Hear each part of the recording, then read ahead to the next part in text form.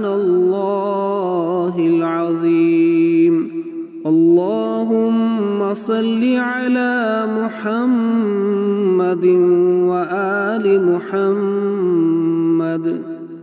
ربنا لا تؤاخذنا إن نسينا أو أخطأنا. ربنا ولا تحمل علينا إصرا كما حملته على الذين من قبلنا. ربنا ولا تحملنا ما لا طاقة لنا به واعف عنا واغفر لنا وارحمنا.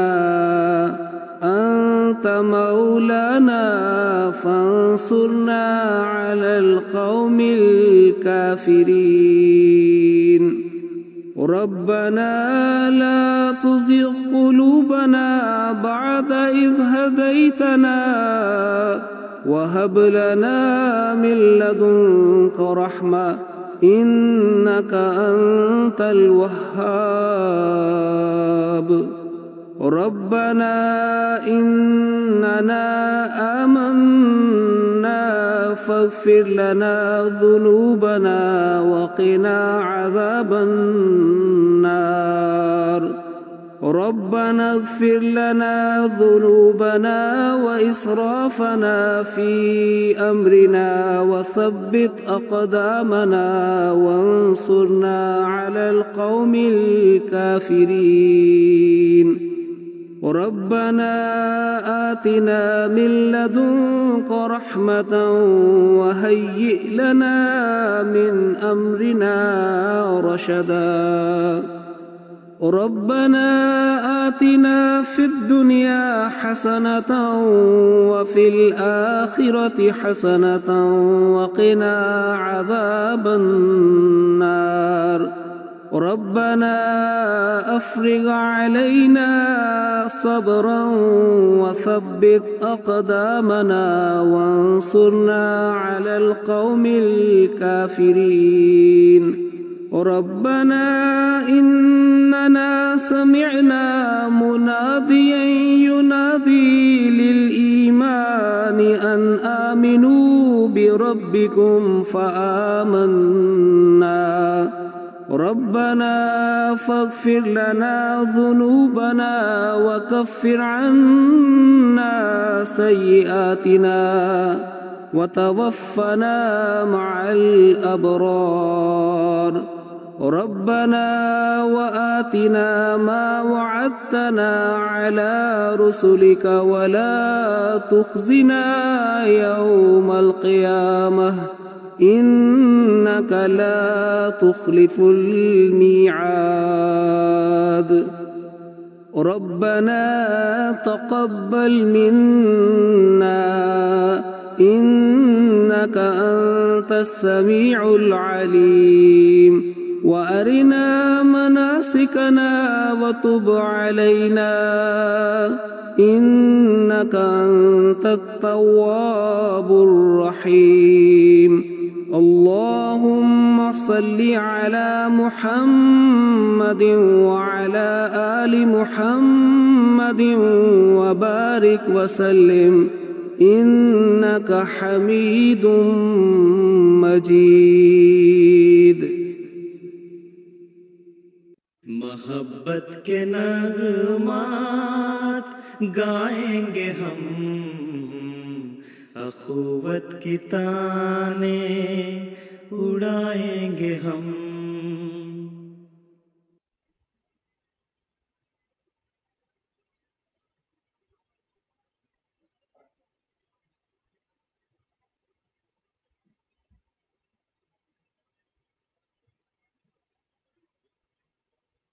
اسلام احمدیت، اسلام احمدیت، اسلام احمدیت، اسلام احمدیت، اسلام احمدیت، اسلام احمدیت.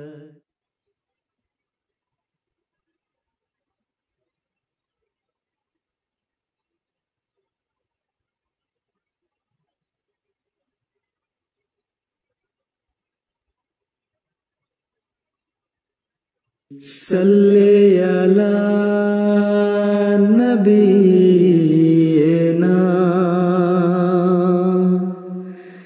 صلی علی محمد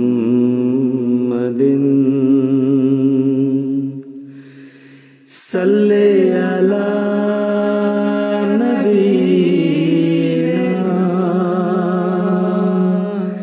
صلی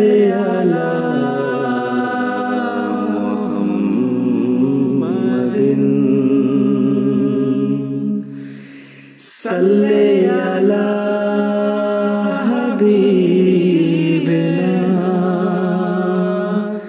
صلی علی محمد.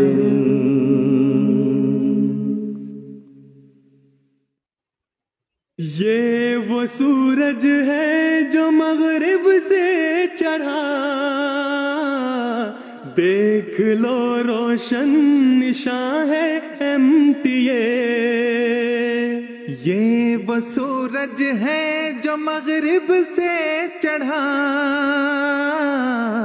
دیکھ لو روشن نشاں ہے MTA.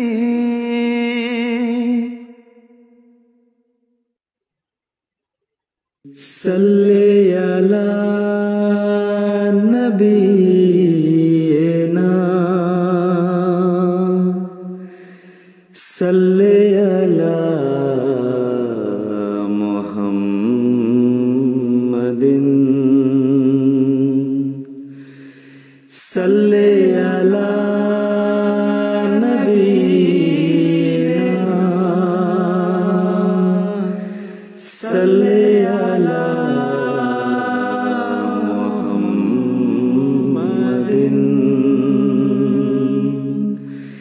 صلی علی حبیبنا صلی علی محمد.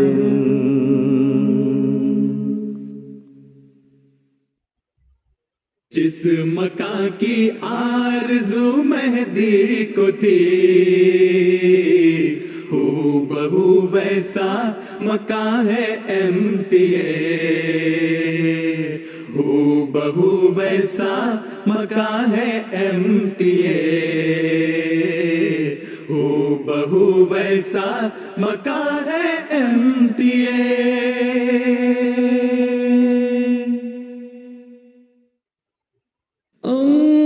اللهم صل على محمد وعلى آل محمد كما صليت على إبراهيم وعلى آل إبراهيم إنك حميد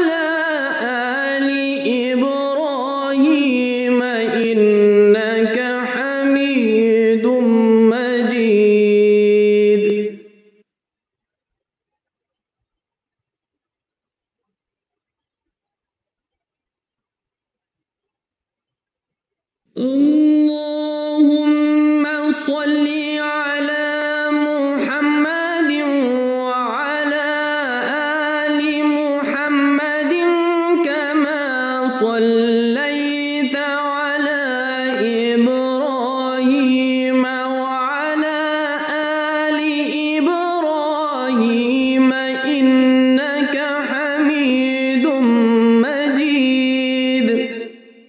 اللهم بارك على محمد وعلى آل محمد كما باركت على إبراهيم وعلى آل إبراهيم.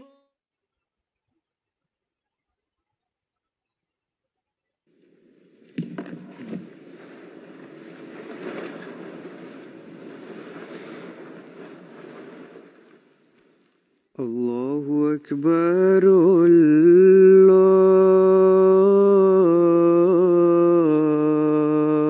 الله أكبر الله أكبر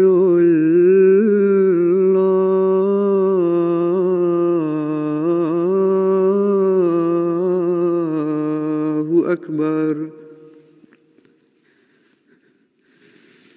أشهد أن لا إله إلا الله.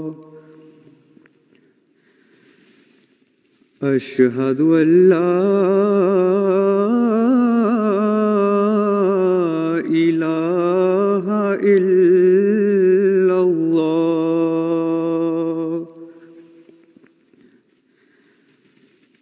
أشهد أن محمدًا رسول الله.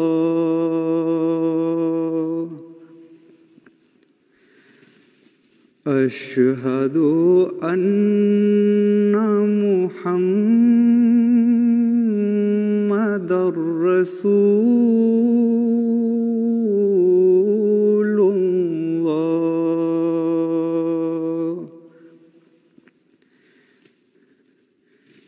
حي على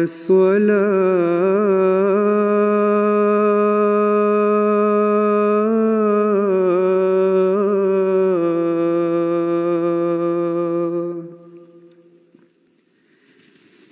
حي على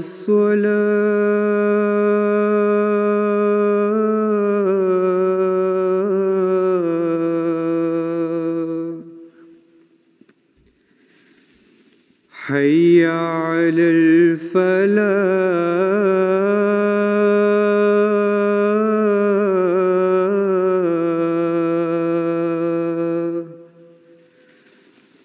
حي على الفلاح.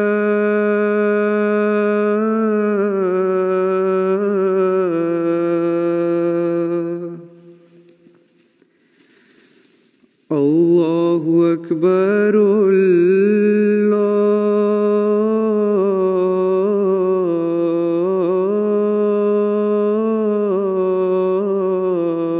الله أكبر. لا إله إلا الله.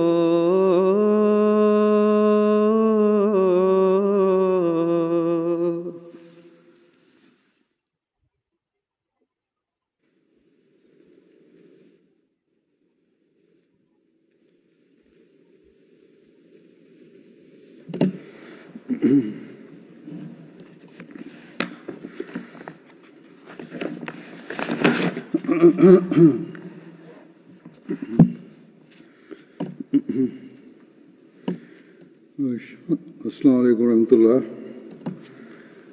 اشہد ان لا الہ الا اللہ وحدہ لا شریک لہ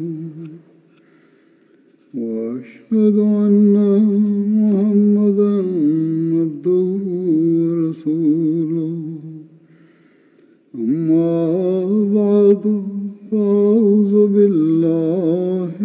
الشيطان الرجيم بسم الله الرحمن الرحيم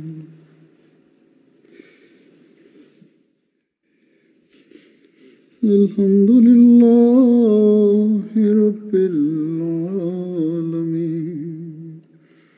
الرحمن الرحيم مالك يوم الدين إياك نعبد وإياك نستعين اهدنا الصراط المستقيم صراط الذين أنعمت عليهم غير المغضوب عليهم ولا الضالين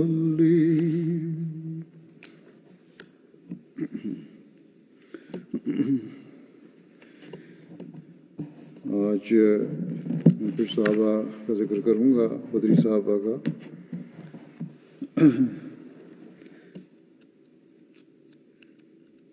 ان میں سے جن کا ذکر ہے ان کا نام ہے حضرت صہیب بن سنان رضی اللہ عنہ۔ حضرت صہیب کے والد کا نام سنان بن مالک اور والدہ کا نام سلمہ بنت قید تھا۔ حضرت صہیب کا وطن موصل تھا۔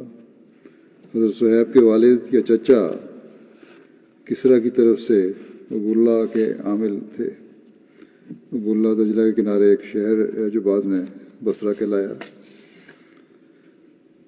رومیوں نے اس علاقے پر حملہ کیا تو انہوں نے حضرت صہیب کو قیدی بنا لیا جبکہ وہ بھی کم عمر تھے۔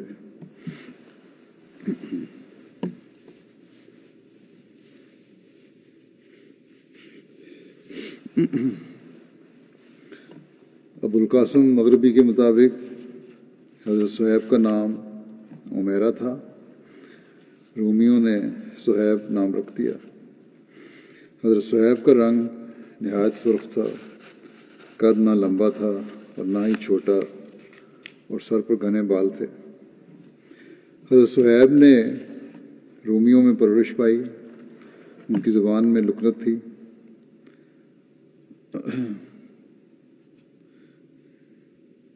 کلب نے انہیں رومیوں سے خرید لیا، ایک اور شخص تھا، اور انہیں لے کر مکہ آ گیا۔ پھر عبداللہ بن جدعان نے انہیں خرید کر آزاد کر دیا۔ حضرت صہیب عبداللہ بن جدعان کی وفات تک اس کے ساتھ مکے میں رہے، یہاں تک کہ نبی صلی اللہ علیہ وسلم کی بعثت ہو گئی۔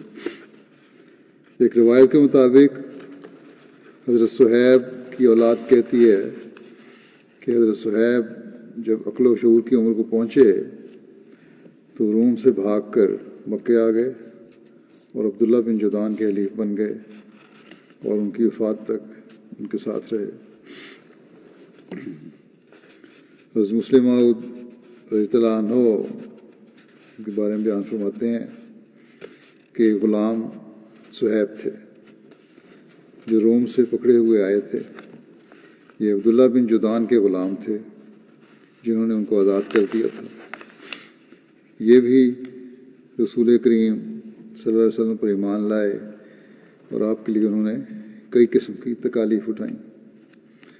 حضرت مسلم موعود رضی اللہ عنہ نے یہ بات اس زمن بیان فرمائی کہ جو قرآن کریم میں ہے کہ کفار کہتے ہیں کہ یہ قرآن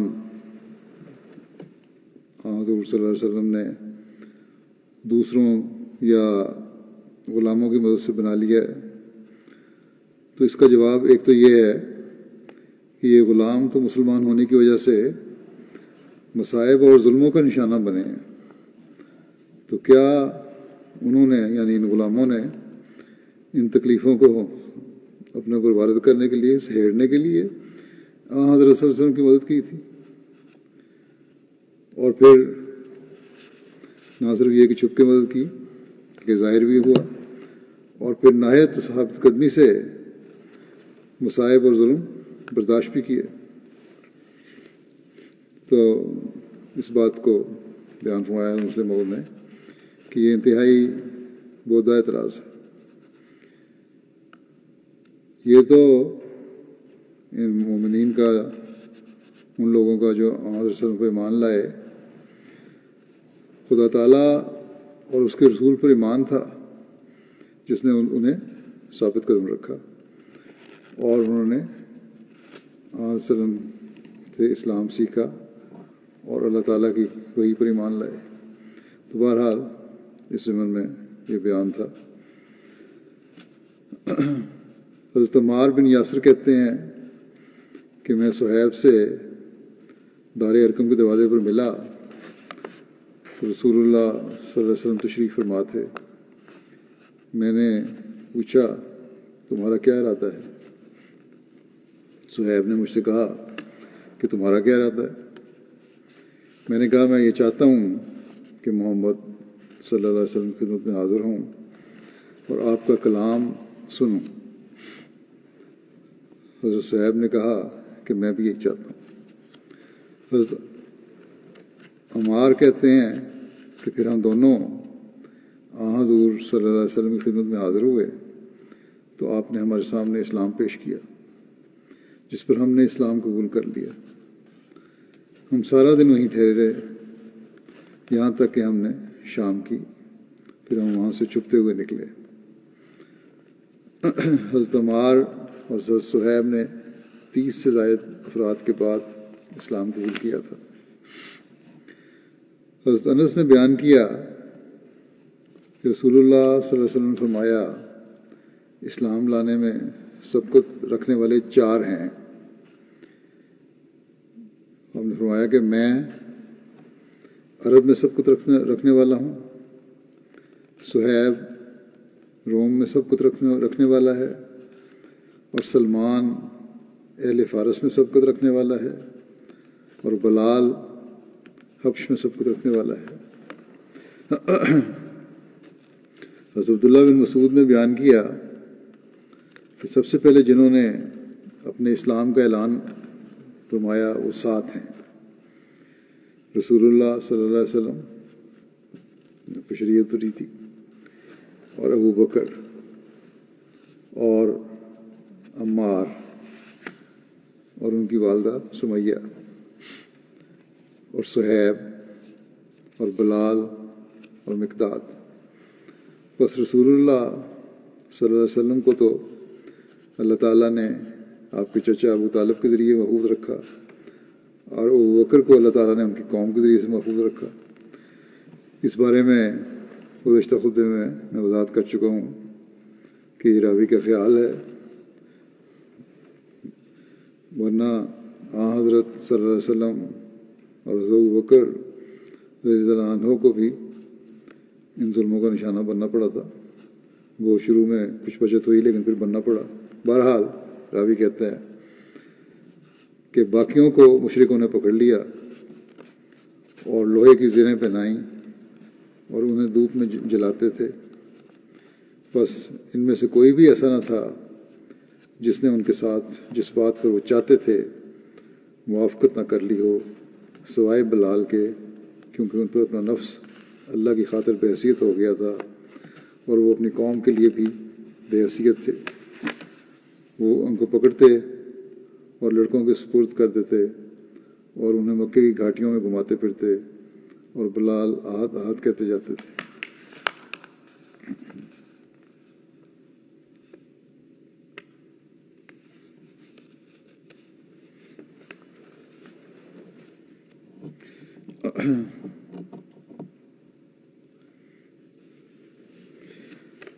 بہرحال سختیاں تو ان سب نے برداشت کی تھیں جیسا کہ نے کہا، اور ہر ایک نے اپنے ایمان پر ثابت کرنے کا اظہار کیا، لیکن بہرحال حضرت بلال کے بارے میں جو روایت ہے وہ یہی ہے کہ آپ کو بہت زیادہ ظلموں کا نشانہ بنایا گیا۔ پھر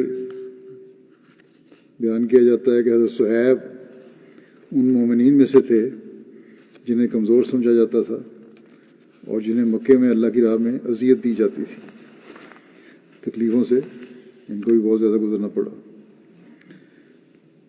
एक रिवायत के मुताबिक हज़रत अम्मार बिन यासिर को इतनी तकलीफ़ दी जाती कि उन्हें मालूम ना होता कि वो क्या कर रहे हैं। यही हालत हज़रत सुहैब, हज़रत अबू फ़ायद, हज़रत आमिर बिन फ़ुहैरा और दीगर असहाब की थी। इन असहाब के बारे में ये आयत नाज़िल हुई कि सुम्मा इन्ना रब्बका लिल्लज़ीना हाजरू मिन बाद मा फ़तनु सुम्मा जाहदू व सबरू इन्ना रब्बका मिन बादिहा लगफूरुर रहीम। इन्ना रब्बका मिन बादिहा लगफूरुर रहीम। फिर तेरे रब यकीनन उन लोगों को जिन्होंने हिजरत की बाद इसके कि फितना में मुब्तला किए गए, फिर उन्होंने जिहाद किया और सब्र किया, तो यकीनन तेरा रब इसके बाद बहुत बख्शने वाला और बार बार रहम करने वाला है। एक रवायत के मुताबिक मदीने की तरफ हिजरत करने वालों में से जो सबसे आखिर पर आए वो हज़रत अली और हज़रत सुहैब बिन सन्नान थे। ये निस्फ रबीउल अव्वल का वाक़या है। हज़रत सल्लल्लाहु अलैहि वसल्लम क़ुबा में क़याम पज़ीर थे, अभी मदीना के लिए रवाना नहीं हुए थे। एक रवायत में है कि हज़रत सुहैब जब हिजरत मदीना के लिए निकले तो मुशरिकीन के एक गिरोह ने आपका ताक़ुब किया, तो अपनी सवारी से उतरे और तरकश में जो कुछ था वो निकाल लिया और कहा, ए कुरैश के गिरोह, तुम जानते हो कि मैं तुम्हारा माहिर तीरंदाज़ों में से हूँ। अल्लाह की कसम तुम मुझ तक नहीं पहुँच सकते जब तक कि जितने तीर मेरे पास हैं वो सब तुम्हें मार न लूँ। फिर मैं अपनी तलवार से तुम्हें मारूँगा यहाँ तक कि मेरे हाथ में कुछ भी न रहे। लिहाजा तुम लोग जो चाहो करो। अगर मेरा माल चाहते हो तो मैं तुम्हें अपने माल के बारे में बता देता हूँ कि मेरा माल कहाँ है और तुम मेरा रास्ता छोड़ दो। इन लोगों ने कहा ठीक है। चुनांचे हज़रत सुहैब ने बता दिया और जब वो नबी करीम सल्लल्लाहु अलैहि वसल्लम की खिदमत में हाज़िर हुए हज़रत सुहैब, तो हज़रत सल्लल्लाहु अलैहि वसल्लम ने फरमाया कि इस सौदे ने अबू याहिया को फ़ायदा पहुँचाया, सौदा नफ़ामंद हुआ। रावी कहते हैं कि इस पर यह आयत नाज़िल हुई, वमिनन नास मन यशरी नफ्सहु मन यशरी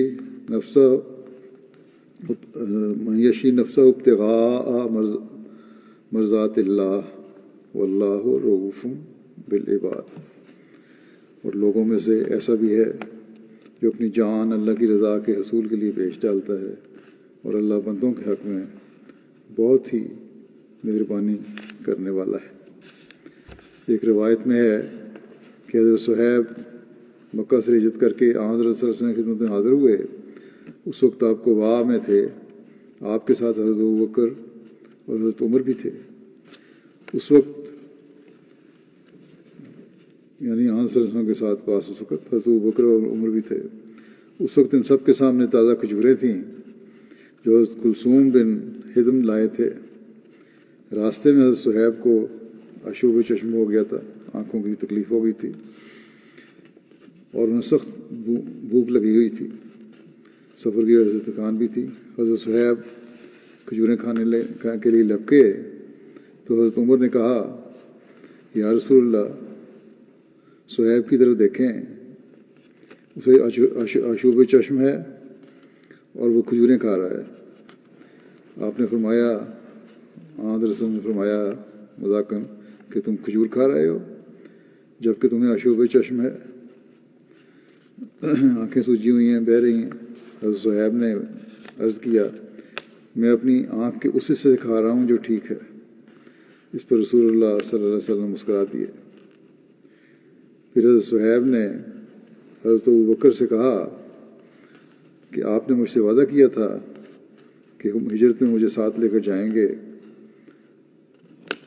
मगर आप चले आए और मुझे छोड़ दिया। फिर उन्होंने अर्ज़ किया, या रसूलल्लाह सल्लल्लाहु अलैहि वसल्लम, آپ نے مجھے ساتھ لے کر جانے کا وعدہ کیا تھا، تاہم آپ بھی تشریف لے آئے اور مجھے چھوڑ آئے۔ قریش نے مجھے پکڑ لیا اور مجھے محبوس کر دیا، اور میں نے اپنی جان اور اپنے گھر والوں کو اپنے مال کے عوض خریدا۔ رسول اللہ صلی اللہ علیہ وسلم نے فرمایا، سودا نفع مند ہے۔ اس پر اللہ تعالیٰ نے یہ آیت نازل فرمائی، وَمِنَ النَّاسِ مَن یشری نفسہ ابتغاء مرضات اللہ۔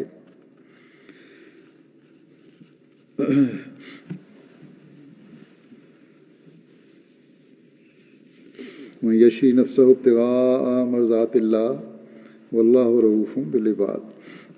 اور لوگوں میں سے ایسا بھی ہے جو اپنی جان اللہ کی رضا کے حصول کے لیے بیچ ڈالتا ہے، اور اللہ بندوں کے حق میں بہت مہربانی کرنے والا ہے۔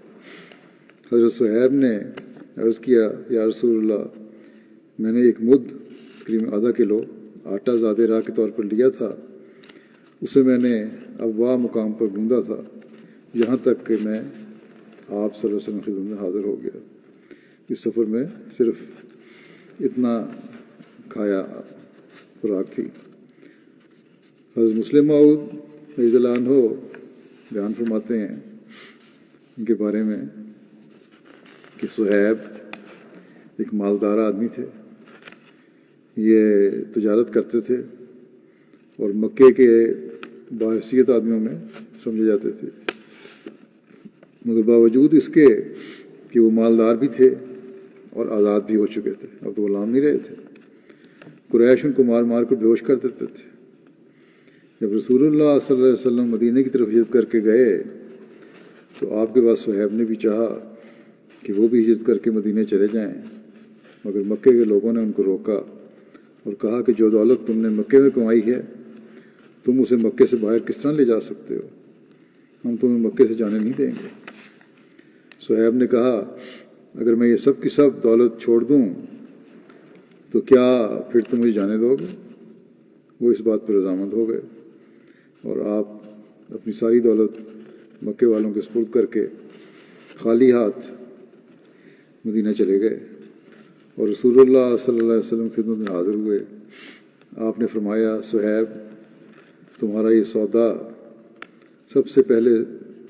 سودا سب پہلے سودوں سے نفع مند رہا، یعنی پہلے اسباب کے مقابلے میں تم روپیہ حاصل کیا کرتے تھے، مگر اب روپیہ کے مقابلے میں تم نے ایمان حاصل کر لیا ہے۔ حضرت صلی اللہ علیہ وسلم نے حضرت صہیب کے مکے سے مدینہ ہجرت کرنے کے بعد ان کے اور حضرت حارث بن سمہ کے درمیان مواخات قائم فرمائی۔ حضرت صہیب غزوہ بدر، احد، خندق اور باقی تمام غزوات میں رسول اللہ صلی اللہ علیہ وسلم کے ساتھ شریک ہوئے۔ حضرت حارث بن عمرو سے روایت ہے کہ حضرت سلمان، حضرت صہیب اور حضرت بلال لوگوں میں بیٹھے ہوئے تھے، ان کے پاس ابو سفیان بن حرب کا گزر ہوا۔ لوگوں نے کہا کہ اللہ تبارک و تعالیٰ کی تلواریں ابھی اللہ کے دشمن کی گردن پر نہیں چلیں۔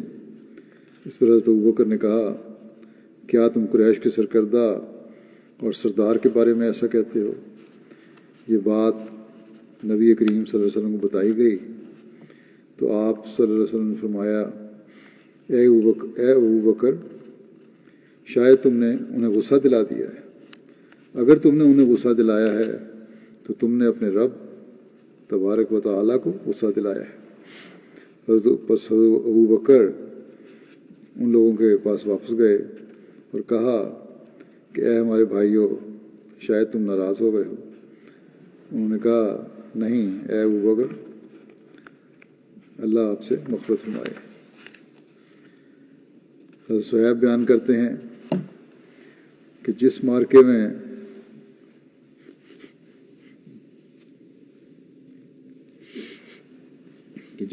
میں رسول اللہ صلی اللہ علیہ وسلم شریک ہوئے، میں اس میں موجود تھا۔ آپ صلی اللہ علیہ وسلم نے جو بھی بیعت لی، میں اس میں موجود تھا۔ آپ صلی اللہ علیہ وسلم جو بھی سریہ روانہ فرمایا، میں اس میں شامل تھا۔ اور آپ جس غزوے کے لیے بھی روانہ ہوئے میں آپ صلی اللہ علیہ وسلم کے ساتھ شامل تھا۔ میں آپ کے دائیں طرف ہوتا یا بائیں طرف، لوگ جب سامنے سے خطرہ محسوس کرتے تو میں لوگوں کے آگے ہوتا، جب لوگ پیچھے سے خطرہ محسوس کرتے تو میں ان کے پیچھے ہوتا، اور میں نے کبھی رسول اللہ صلی اللہ علیہ وسلم کو دشمنوں کے اور اپنے درمیان نہیں ہونے دیا یہاں تک کہ آپ کی وفات ہو گئی۔ یعنی آپ صلی اللہ علیہ وسلم کی وفات ہوئی۔ حضرت صہیب بڑھاپے میں لوگوں کو جمع کر کے نہایت لطف کے ساتھ اپنے جنگی کارناموں کے دلچسپ واقعات سنایا کرتے تھے۔ حضرت صہیب کی زبان میں عجمیت تھی، یعنی عربوں والی وہ فصاحت نہیں تھی۔ زید بن اسلم اپنے والد سے روایت کرتے ہیں کہ میں حضرت عمر کے ساتھ چلا یہاں تک کہ وہ حضرت صہیب کے ایک باغ میں داخل ہوئے جو عالیہ مقام میں تھا۔ حضرت صہیب نے جب حضرت عمر کو دیکھا تو کہا یناس یناس۔ حضرت عمر کو لگا کہ اناس کہہ رہے ہیں، تو حضرت عمر نے کہا کہ اے اسے کیا ہوا ہے، یہ لوگوں کو کیوں بلا رہا ہے؟ راوی کہتے ہیں کہ میں نے عرض کیا کہ وہ اپنے غلام کو بلا رہے ہیں جس کا نام یوحنس ہے، زبان میں گرہ کی وجہ سے وہ اسے ایسا کہہ رہے ہیں۔ حضرت عمر نے کہا اے صہیب، وہاں پھر باتیں ہوئیں۔ اس کے بعد تو حضرت عمر نے کہا کہ اے صہیب، 3 باتوں کے علاوہ میں تم میں سے کوئی عیب نہیں دیکھتا، تم میں کوئی عیب نہیں دیکھتا۔ اگر وہ تم میں نہ ہوتی تو میں تم پر کسی کو فضیلت نہ دیتا۔ میں دیکھتا ہوں کہ تم اپنے آپ کو عرب کی طرف منسوب کرتے ہو جبکہ تمہاری زبان عجمی ہے، اور تم اپنی کنیت ابو یحییٰ بتاتے ہو جو ایک نبی کا نام ہے، اور تم اپنا مال فضول خرچ کرتے ہو۔ حضرت صہیب نے جواب میں کہا جہاں تک میرے مال فضول خرچ کرنے کا تعلق ہے تو میں اسے وہیں خرچ کرتا ہوں جہاں خرچ کرنے کا حق ہوتا ہے، فضول نہیں کرتا۔ جہاں تک میری کنیت کا تعلق ہے تو وہ حضور صلی اللہ علیہ وسلم نے ابو یحییٰ رکھی تھی اور میں اس کو ہرگز ترک نہیں کروں گا۔ اور جہاں تک میرے عرب کی طرف منسوب ہونے کا تعلق ہے تو رومیوں نے مجھے کم سنی میں قیدی بنا لیا تھا، اس لیے میں نے ان کی زبان سیکھ لی۔ میں قبیلہ نمر بن قاصد سے تعلق رکھتا ہوں۔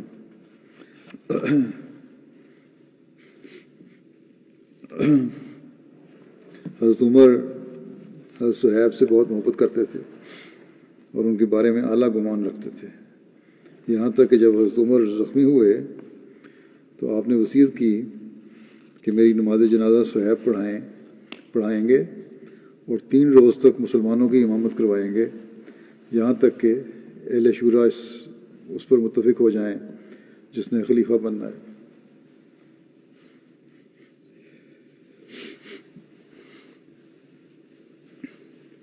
حضرت صہیب کی وفات ماہ شوال 38 ہجری میں ہوئی، بعض کے مطابق 39 ہجری میں وفات ہوئی۔ وفات کے وقت حضرت صہیب کی عمر 73 برس تھی، بعض روایات کے مطابق 70 برس تھی۔ آپ مدینہ میں دفن ہوئے۔ اگلے صحابی جن کا ذکر ہے وہ حضرت سعد بن ربیع ہیں۔ حضرت سعد بن ربیع کا تعلق انصار کے قبیلہ خزرج کے خاندان بنو حارث سے تھا۔ آپ کے والد کا نام ربیع بن عمر اور والدہ کا نام حذیلہ بنت عنبہ تھا۔ حضرت سعد کی 2 بیویاں تھیں، ایک کا نام امرہ بنت حزم اور دوسری کا نام حبیبہ بنت زید تھا۔ حضرت سعد بن ربیع کی 2 بیٹیاں تھیں، ایک بیٹی سعد تھیں، ایک جگہ انہیں سعید بھی لکھا گیا ہے، ان کا اصل نام جمیلہ تھا۔ حضرت سعد بن ربیع زمانہ جاہلیت میں بھی لکھنا پڑھنا جانتے تھے، جبکہ بہت کم لوگ یہ جانتے تھے۔ حضرت سعد قبیلہ بنو حارث کے نقیب تھے، ان کے ساتھ حضرت عبداللہ بن رواحہ بھی اسی قبیلہ کے نقیب تھے۔ حضرت سعد بیعت عقبہ اولیٰ اور عقبہ ثانیہ میں شامل تھے۔ ہجرت مدینہ کے وقت حضور صلی اللہ علیہ وسلم نے حضرت سعد اور حضرت عبد الرحمن بن عوف کے درمیان مواخات قائم فرمائی۔ صحیح بخاری میں روایت ہے کہ حضرت عبد الرحمن بن عوف بیان کرتے ہیں کہ جب ہم مدینہ میں آئے تو رسول اللہ صلی اللہ علیہ وسلم نے مجھے اور سعد بن ربیع کو آپس میں بھائی بھائی بنا دیا۔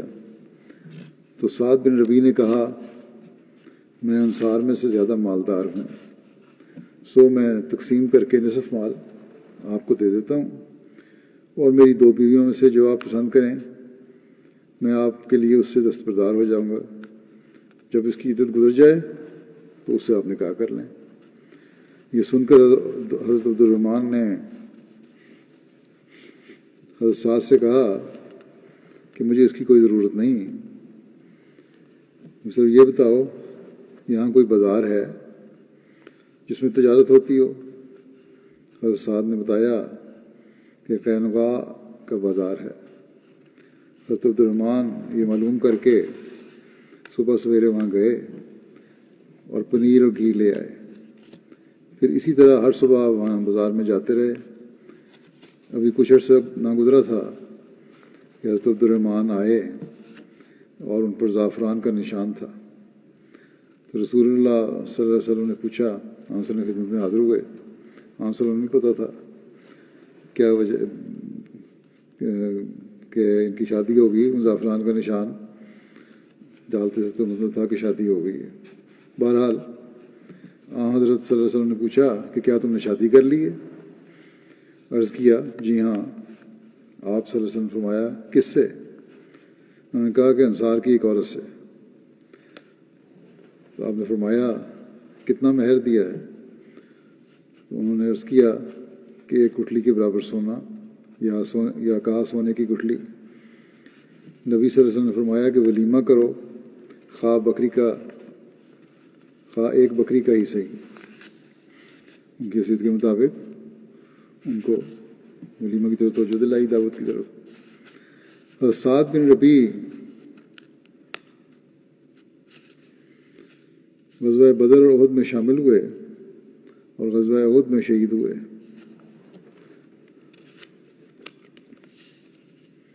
غزوہ احد کے روز رسول اللہ صلی اللہ علیہ وسلم نے فرمایا میرے پاس سعد بن ربیع کی خبر کون لائے گا؟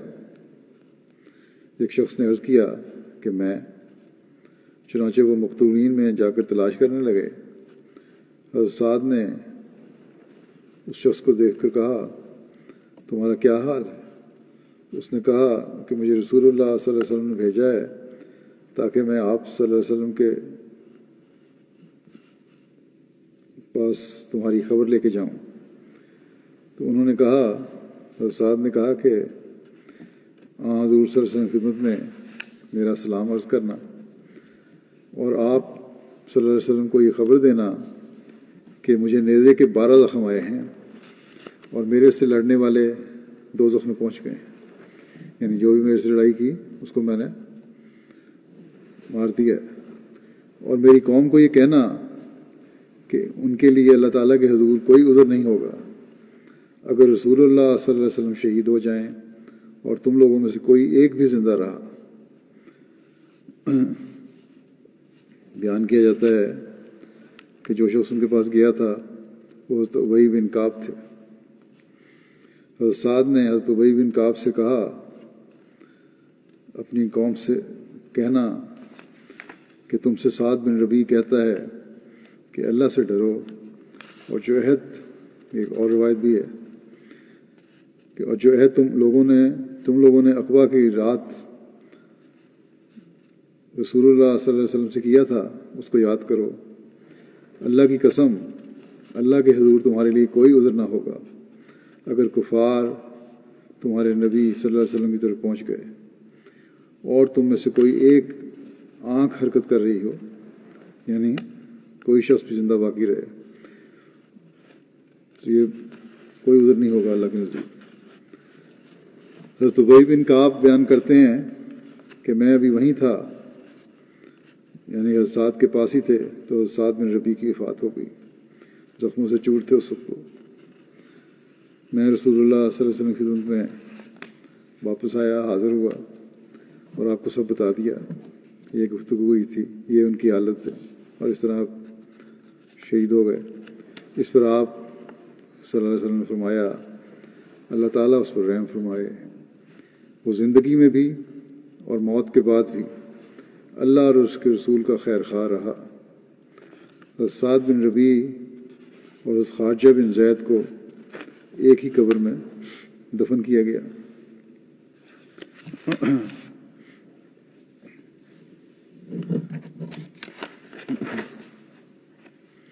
تو صاحبزادہ مرزا بشیر احمد صاحب حضرت سعد کی شہادت کا واقعہ بیان کرتے ہوئے اس میں تعریف فرماتے ہیں کہ حضرت صلی اللہ علیہ وسلم بھی میدان میں اتر آئے ہوئے تھے اور شہداء کی نعشوں کی دیکھ بھال شروع تھی۔ جو نظارہ اس مسلمانوں کے سامنے تھا وہ خون کے آنسو رلانے والا تھا، یعنی جب جنگ ختم ہو گئی، حضرت صلی اللہ علیہ وسلم زخمی بھی تھے لیکن آپ پھر بھی میدان میں آ گئے، شہداء کی نعشوں کی دیکھ بھال شروع ہوئی، کس طرح تدفین۔ جو نظارہ تھا اس وقت مسلمانوں کے جو سامنے تھا وہ ایسا خوفناک تھا کہ کہتے ہیں کہ خون کے آنسو رلانے والا تھا۔ 70 مسلمان خاک و خون میں لتڑے ہوئے میدان میں پڑے تھے اور عرب کی وحشیانہ رسم مسلح کا مہیب نظارہ پیش کر رہے تھے، یعنی نہ صرف یہ کہ شہید ہوئے تھے بلکہ مسلح کیا گیا تھا، ان کے اعضاء کاٹے گئے تھے، ان کی شکلوں کو بگاڑا گیا تھا۔ ان مقتولین میں آپ لکھتے ہیں کہ ان مقتولین میں صرف 6 مہاجر تھے اور باقی سب انصار سے تعلق رکھتے تھے۔ قریش کے مقتولوں کی تعداد 23 تھی۔ جب حضرت صلی اللہ علیہ وسلم اپنے چچا اور رضائی بھائی حمزہ بن عبد المطلب کی نعش کے پاس پہنچے تو بے خود سے ہو کر رہ گئے، کیونکہ ظالم ہند جو تھی زوجہ ابو سفیان نے ان کی نعش کو بری طرح بگاڑا ہوا تھا۔ تھوڑی دیر تک تو آپ خاموشی سے کھڑے رہے اور آپ کے چہرے سے غم و غصے کے آثار نمایاں تھے۔ ایک لمحے کے لیے آپ کی طبیعت اس طرح بھی مائل ہوئی کہ مکے کے ان وحشی درندوں کے ساتھ جب تک انہی کا ایسا سلوک نہ کیا جائے گا وہ غالباً ہوش میں نہیں آئیں گے، ان کو سبق نہیں ملے گا۔ مگر آپ صلی اللہ علیہ وسلم اس خیال سے رک گئے اور صبر کیا، بلکہ اس کے بعد آپ صلی اللہ علیہ وسلم نے مسلح کی رسم جو تھی، شکلوں کو بگاڑنے والی رسم، اعضاء کاٹنے والی رسم، اس کو اسلام میں ہمیشہ کے لیے ممنوع قرار دے دیا اور فرمایا دشمن خواہ کچھ کرے تم اس قسم کے وحشیانہ طریق سے بہرحال باز رہو اور نیکی اور احسان کا طریق اختیار کرو۔ آپ کی پھوپھی صفیہ بنت عبد المطلب اپنے بھائی حمزہ سے بہت محبت رکھتی تھی، وہ بھی مسلمانوں کی ہزیمت کی خبر سن کر مدینہ سے نکل کے آئیں۔ حضرت صلی اللہ علیہ وسلم نے ان کے سامنے ان کے صاحبزادے زبیر بن العوام سے فرمایا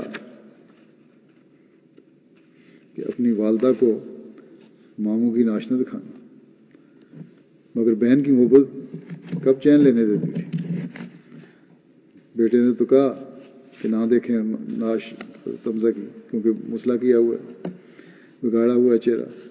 انہوں نے اصرار کے ساتھ کہا کہ مجھے حمزہ کی نعش دکھا دو، میں وعدہ کرتی ہوں کہ صبر کروں گی اور کوئی جزا فضا کا کلمہ منہ سے نہیں نکالوں گی۔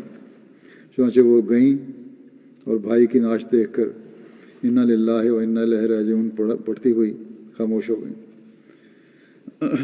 پھر لکھتے ہیں کہ قریش نے دوسرے صحابہ کی نعشوں کے ساتھ بھی یہی سلوک کیا تھا۔ چنانچہ حضرت صلی اللہ علیہ وسلم کے پھوپھی زاد بھائی عبداللہ بن جاش کی نعش کو بھی بری طرح بگاڑا گیا تھا۔ جو حضرت صلی اللہ علیہ وسلم ایک نعش سے ہٹ کر دوسری نعش کی طرف جاتے تھے، آپ کے چہرے پر غم و الم کے آثار زیادہ ہوتے جاتے تھے۔ غالباً اسی موقع پر آپ صلی اللہ علیہ وسلم فرمایا کہ کوئی جا کر دیکھے کہ سعد بن ربیع رئیس سے انصار کا کیا حال ہے، آیا وہ زندہ ہیں یا شہید ہو گئے ہیں؟ کیونکہ میں نے لڑائی کے وقت دیکھا تھا کہ وہ دشمن کے نیزوں میں بری طرح گھرے ہوئے تھے۔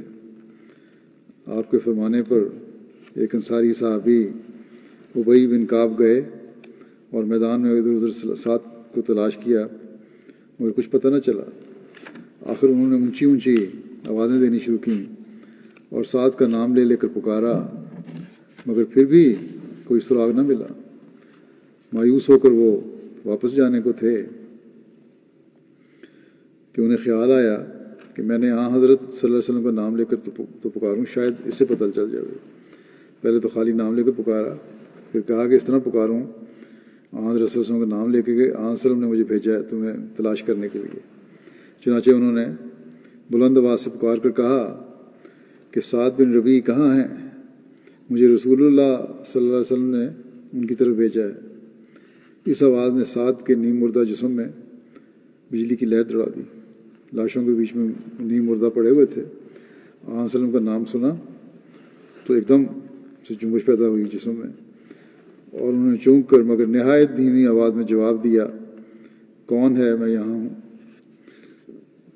ابی بن کعب نے غور سے دیکھا تو تھوڑے فاصلے پر مقتولین کے ایک ڈھیر میں سعد کو پایا جو اس وقت نظر ابی بن کعب نے ان سے کہا کہ مجھے حضرت صلی اللہ علیہ وسلم نے اس لیے بھیجا ہے کہ تمہاری حالت سے آپ کو اطلاع دوں۔ سعد نے جواب دیا کہ رسول اللہ صلی اللہ علیہ وسلم سے میرا سلام عرض کرنا اور کہنا کہ خدا کے رسولوں کو جو ان کے متبعین کی قربانی اور اخلاص کی وجہ سے ثواب ملا کرتا ہے، خدا آپ کو وہ ثواب سارے نبیوں سے بڑھ چڑھ کر عطا فرمائے اور آپ کی آنکھوں کو ٹھنڈا کرے، اور میرے بھائی مسلمانوں کو بھی میرا سلام پہنچانا اور میری قوم سے کہنا کہ اگر تم میں زندگی کا دم ہوتے ہوئے رسول اللہ صلی اللہ علیہ وسلم کو کوئی تکلیف پہنچ گئی تو خدا کے سامنے تمہارا کوئی عذر نہیں ہوگا۔ یہ کہہ کر سعد نے جان دے دی۔ حضرت مسلم موعود رضی اللہ عنہ نے بھی اس واقعے کا ذکر کیا ہے اور اپنے الفاظ میں اس طرح بیان فرمایا ہے کہ جنگ احد کا ایک واقعہ ہے۔ جنگ کے بعد حضرت صلی اللہ علیہ وسلم نے حضرت ابی بن کعب کو فرمایا کہ جاؤ اور زخمیوں کو دیکھو۔ وہ دیکھتے ہوئے حضرت سعد بن ربیع کے پاس پہنچے جو سخت زخمی تھے، آخری سانس لے رہے تھے۔ انہوں نے ان سے کہا کہ اپنے متعلقین اور اعزاء عزیزوں کو اگر کوئی پیغام دینا ہو تو مجھے دے دیں۔ حضرت سعد نے مسکراتے ہوئے کہا کہ میں منتظر ہی تھا کہ کوئی مسلمان ادھر آئے تو پیغام دوں۔ تم میرے ہاتھ میں ہاتھ دے کر وعدہ کرو کہ میرا پیغام ضرور پہنچا دو گے۔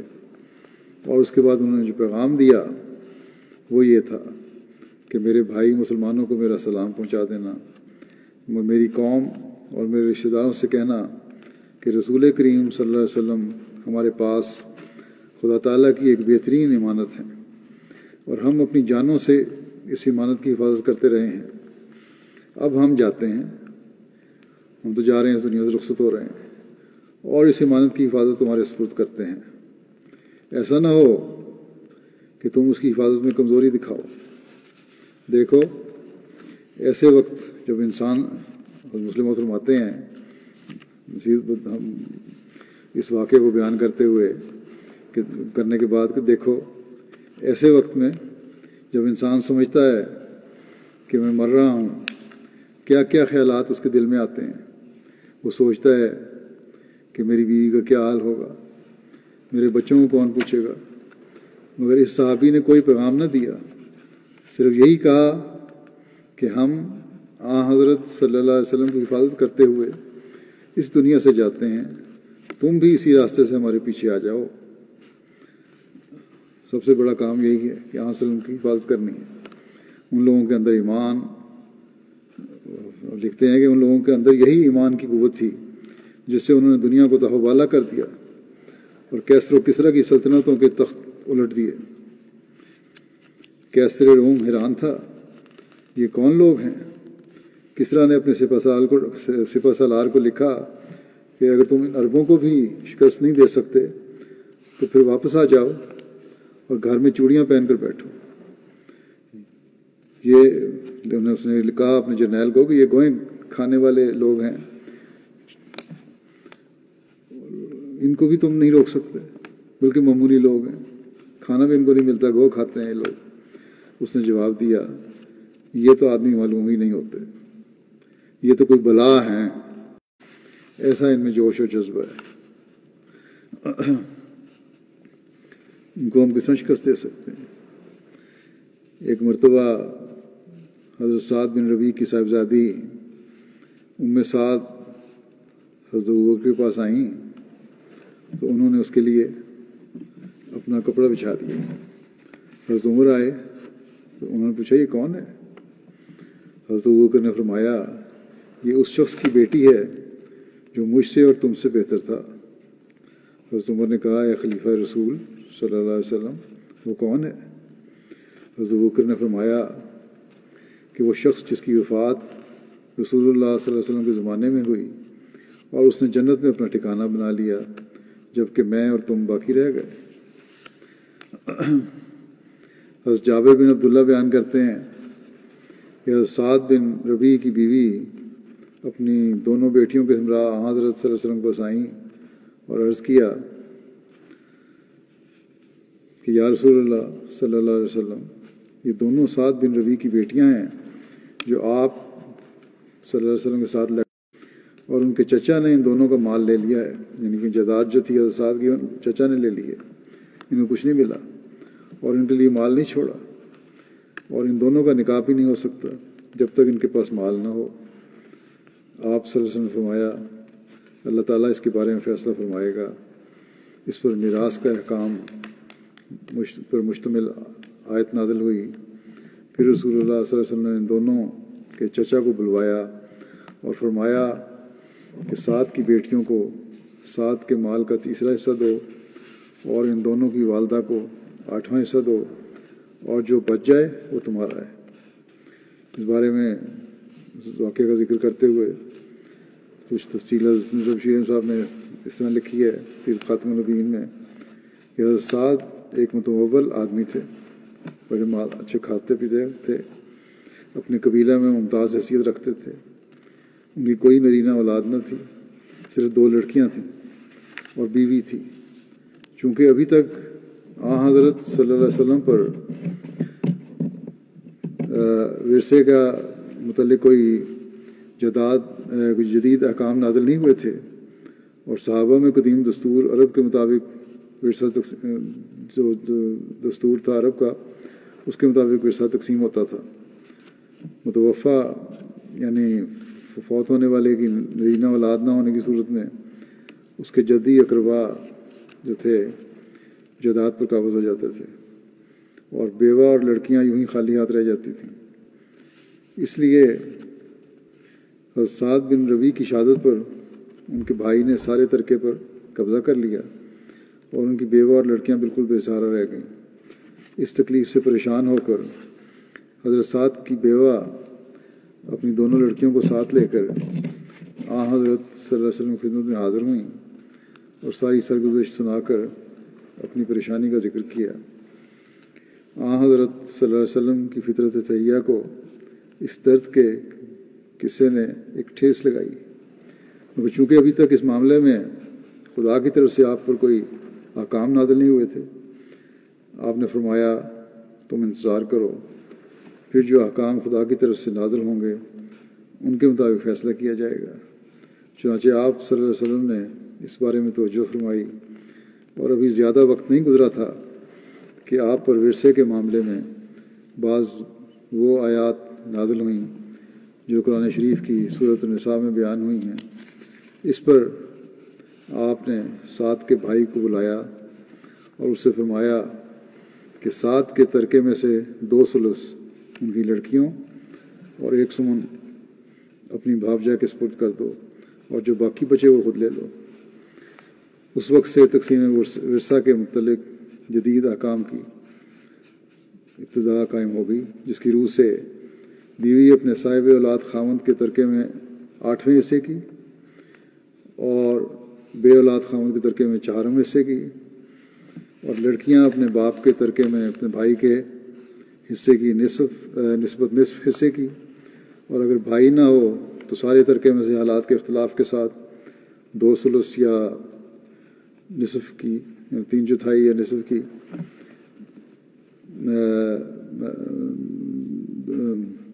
2/3 یا نصف کی، اور ماں اپنے صاحب اولاد لڑکے کے ترکے میں 6 حصے کی اور بے اولاد لڑکے کے ترکے میں 3 حصے کی حقدار قرار دی گئی، اور اسی طرح دوسرے ورثاء کے حصے مقرر ہو گئے، اور عورت کا وہ فطری حق جو اس سے چھینا جا چکا تھا اس سے واپس مل گیا۔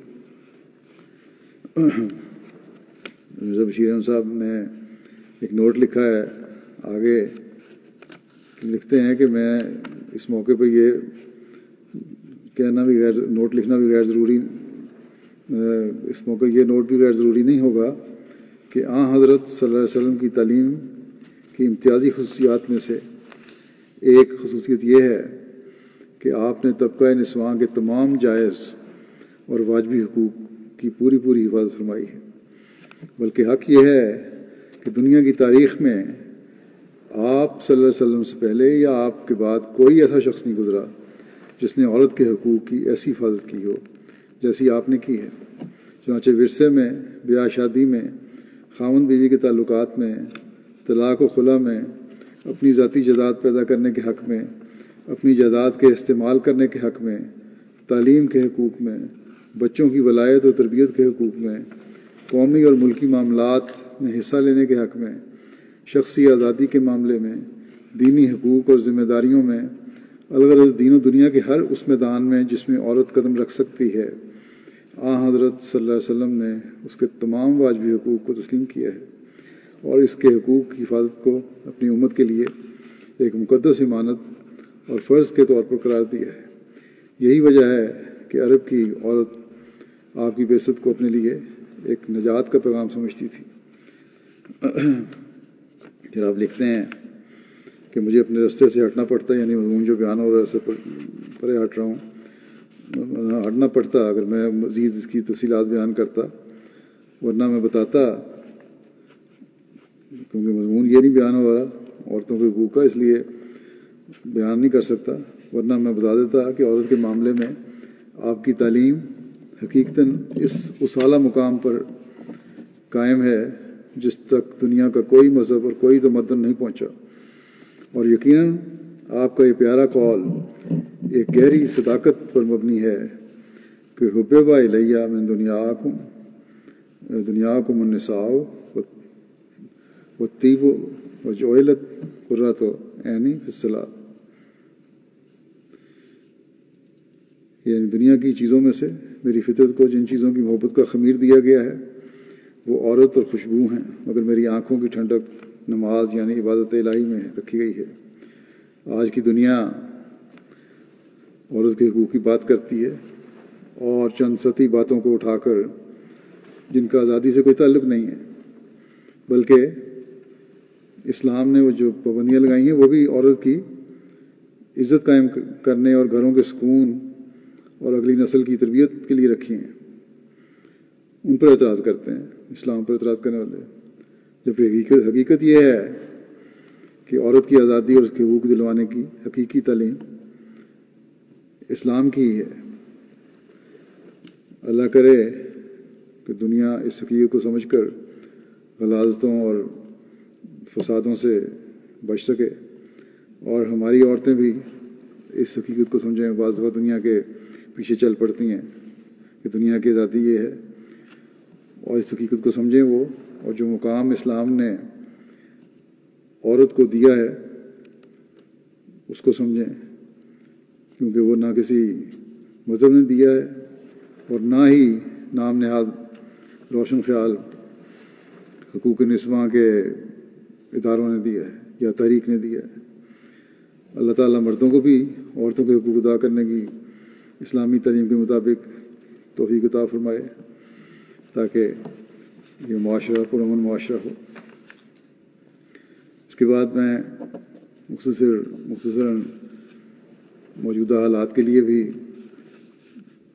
دعا کے لیے کہنا چاہتا ہوں۔ دعا کریں کہ اللہ تعالیٰ جہاں کرونا کی وبا سے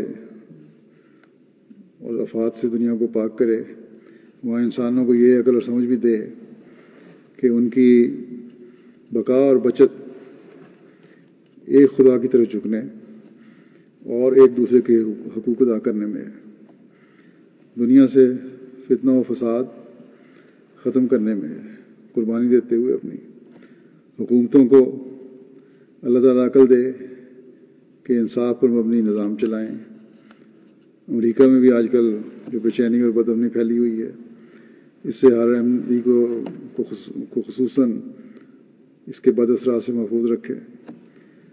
وہاں عوام کو بھی صحیح رنگ میں اپنے مطالبے پیش کرنے اور حقوق لینے کی توفیق عطا فرمائے۔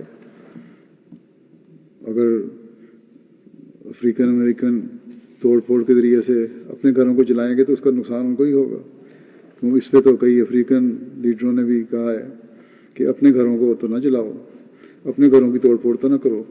ہاں، اپنے حق لو اور جائز طریقے سے لو، جہاں تک اجازت دیتی ہے حکومت، پروٹیسٹ بھی ہوں، لیکن اپنے جائیدادوں کو تباہ کرنے کا تو کوئی فائدہ نہیں ہوگا، الٹا نقصان ہوگا۔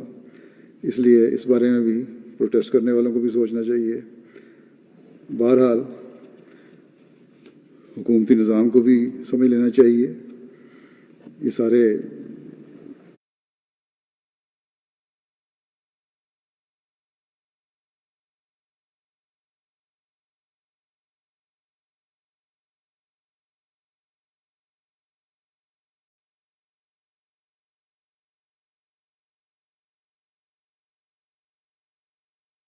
جو کچھ فسادات ہو رہے ہیں اس کے تناظر میں کہ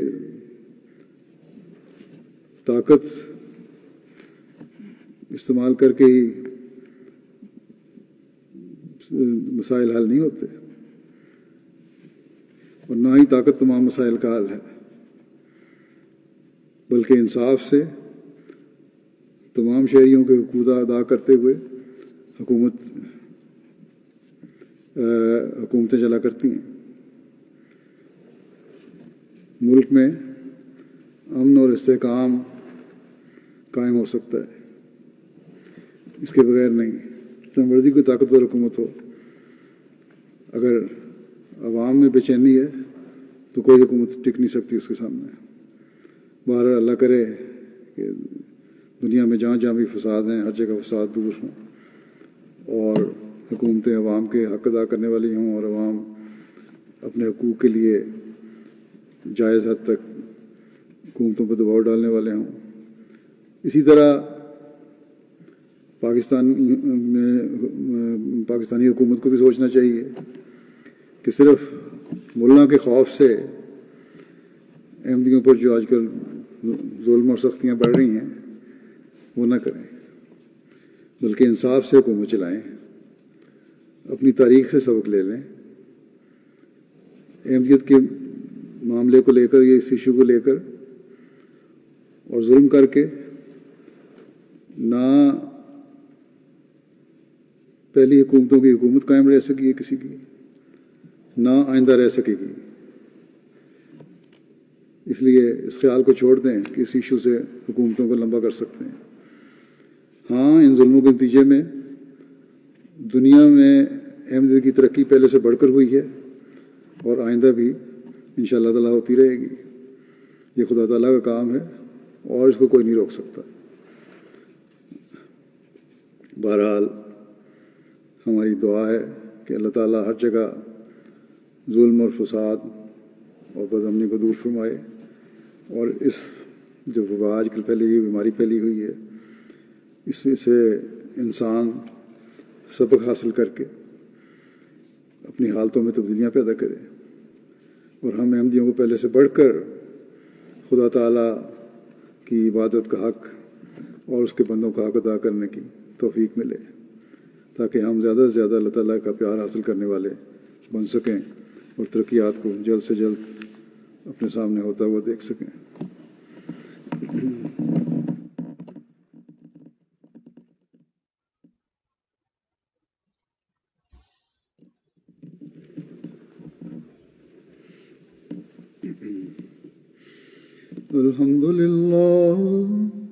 الحمد لله نحمده ونستعينه ونستغفره ونؤمن به ونتوكل عليه ونعوذ بالله من شرور أنفسنا ومن سيئات أعمالنا من يهده الله فلا مضل له ومن يضلل فلا هادي له ونشهد أن لا إله إلا الله ونشهد أن محمدا عبده ورسوله عباد الله رحمكم الله إن الله يأمر بالعدل والإحسان